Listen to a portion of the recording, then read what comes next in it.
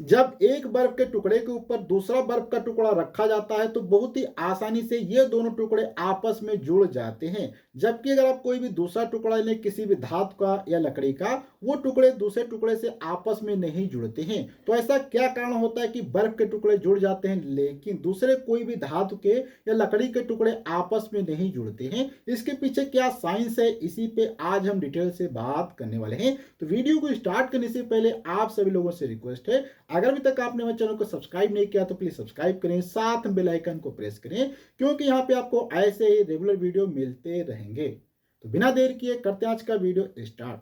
तो यहाँ पे हम सबसे पहले समझते हैं कि पानी और बर्फ में क्या अंतर होता है और बर्फ के कैसे अणु होते हैं, इस पे थोड़ी सी हम चीजों को समझते हैं। फिर हम देखेंगे कैसे बर्फ का एक टुकड़ा दूसरे बर्फ के टुकड़े से आपस में जुड़ जाता है जब उसके ऊपर रखा जाता है।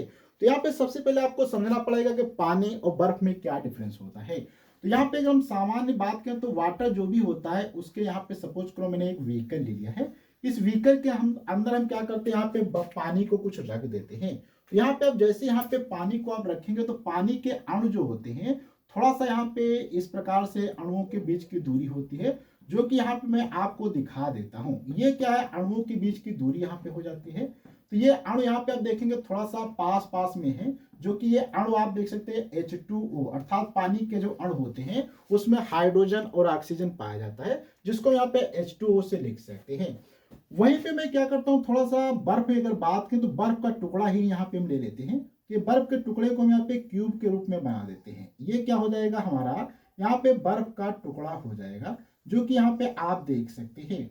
और ये बर्फ का टुकड़ा जो होता है ये भी क्या है, आपके इसी पानी से बना हुआ है। जब पानी का तापमान धीरे धीरे हम घटाते जाते हैं तो यहाँ पे क्या होते हैं, इनके अणु जो होते हैं थोड़ा सा दूरी पे चले जाते हैं और ये व्यवस्थित हो जाते हैं। तो यहाँ पे अणुओं के बीच की दूरी थोड़ा सा बढ़ जाती है और ये अणु क्या होते हैं थोड़ा सा पास पास में ना होकर दूरी पे चले जाते हैं और एक सिस्टमेटिक तरीके से यहाँ पे ये क्या होते हैं, अरेंज हो जाते हैं।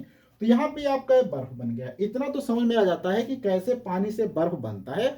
और यहाँ पे आपने कई जगह देखा होगा कि जब पानी से बर्फ को हम बनाते हैं तो वहां पे पानी का आयतन जो होता है उससे ज्यादा बर्फ का आयतन हो जाता है, अर्थात यहाँ पे बर्फ आपका बड़ा टुकड़ा होगा आपके पानी की तुलना में। इसीलिए आप देखते हैं कि पानी के ऊपर बर्फ का टुकड़ा बहुत ही आसानी से तैरता रहता है। और भी आपने देखा होगा कि जब पानी को अगर किसी भी बोतल के अंदर फुल भर दिया जाता है, अगर उस बोतल को फ्रीजर के अंदर रखा जाए तो कुछ समय के बाद जब बर्फ बनता है तो वहां पे अगर बोतल कमजोर है तो बोतल फट जाती है या बोतल बहुत ही टाइट हो जाती है। तो ये भी कारण होता है क्योंकि यहाँ पे इसके अणु दूरी पे चले जाते हैं, जिस कारण से इसका आयतन बढ़ जाता है।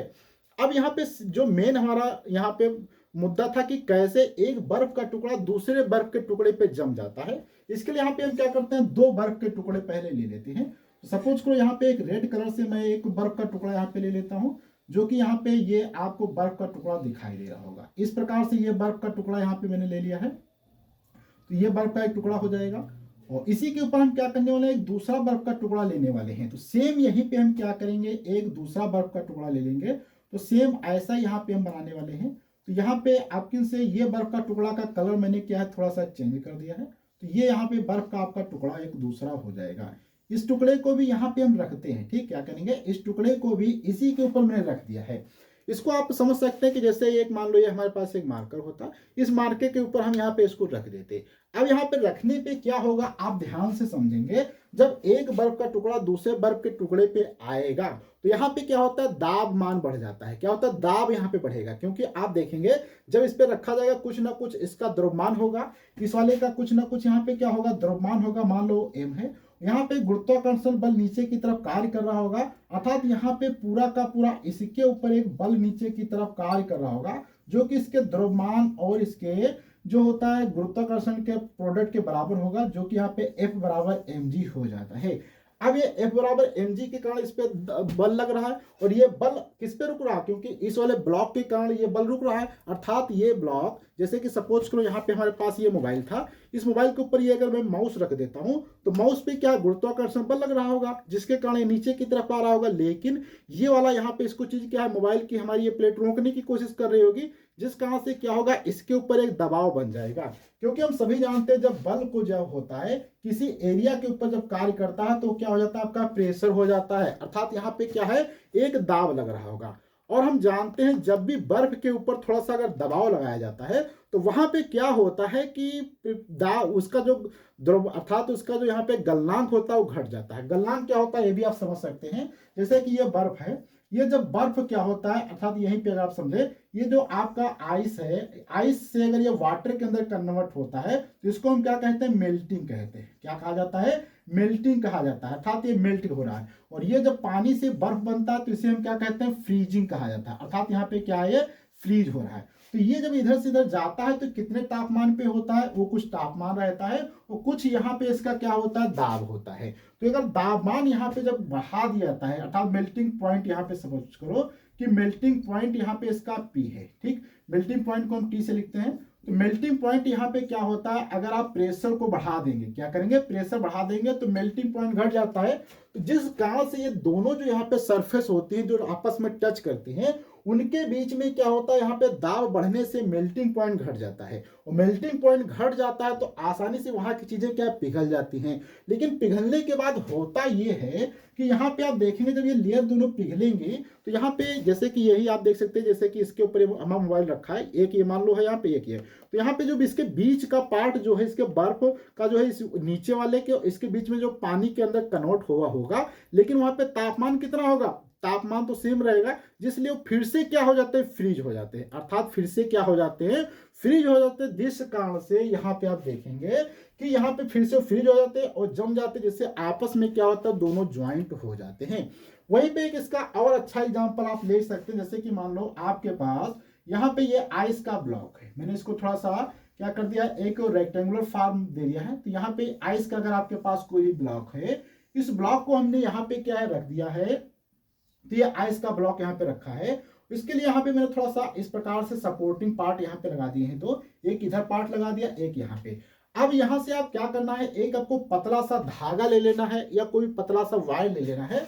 इस दोनों वायर से इसके ऊपर से ऐसे गुजार देना है और इसमें वायर में क्या है, यहाँ पे आपको कुछ वेट लटका देना है। जैसे कि मान लो यहाँ पे इसमें M1 और यहाँ पे M2, अर्थात मान लो आपने 20 किलो यहाँ पे वेट लटका दिया। तो ये आप देखेंगे धागा जो होता है धीरे धीरे नीचे आता रहेगा, लेकिन ये बर्फ अलग अलग नहीं होगा और धागा नीचे निकल जाएगा, क्योंकि यहाँ पे क्या होता है, जितने पार्ट पे धागा है वहां पे बहुत ही ज्यादा दबाव है। दबाव होने के कारण वहां पे बर्फ आसानी से मेल्ट हो जाता है और धागा आपका नीचे आ जाता है। और धागा नीचे आएगा, लेकिन वहां पे जहां पे मेल्ट हुआ था बर्फ पानी के अंदर, वो फिर से क्या जम जाएगा। तो इस प्रकार से मेल्ट होता रहता है, जमता रहता है और धीरे धीरे धागा नीचे आता है। कुछ समय के बाद धागा नीचे निकल जाता है। तो ये कार्य आप समझ सकते हैं कि बर्फ इसीलिए एक टुकड़ा दूसरे टुकड़े के ऊपर रखने पे बहुत ही आसानी से चिपक जाता है। अब मैंने आपको दिखाया था, बताया था कि जब कोई लकड़ी का टुकड़ा या कोई धात का टुकड़ा आपस में रखा जाता है तो वो क्यों नहीं आपस में जुड़ते हैं। तो इसका सबसे बड़ा कारण ये होता है कि उनके मेल्टिंग पॉइंट बहुत ही ज्यादा होते हैं, जो कि आपके नॉर्मल दबाव से या नॉर्मल टेम्परेचर पर मेल्ट नहीं करते हैं, जिस कारण से वो आपस में नहीं जुड़ते हैं। इसी कारण से आपका बर्फ का टुकड़ा जम जाता है, क्योंकि उसका मेल्टिंग पॉइंट बहुत ही कम होता है और बहुत ही आसानी से दबाव लगाने पे मेल्ट करने लगता है, जिससे वहां पे वो चीजें आपस में ज्वाइंट हो जाती हैं, लेकिन कोई दूसरी चीजें ज्वाइंट नहीं हो पाती हैं। तो अगले वीडियो मिलेंगे, ऐसे ही कुछ साइंस के फैक्ट पे बात करेंगे। जब तक के लिए धन्यवाद।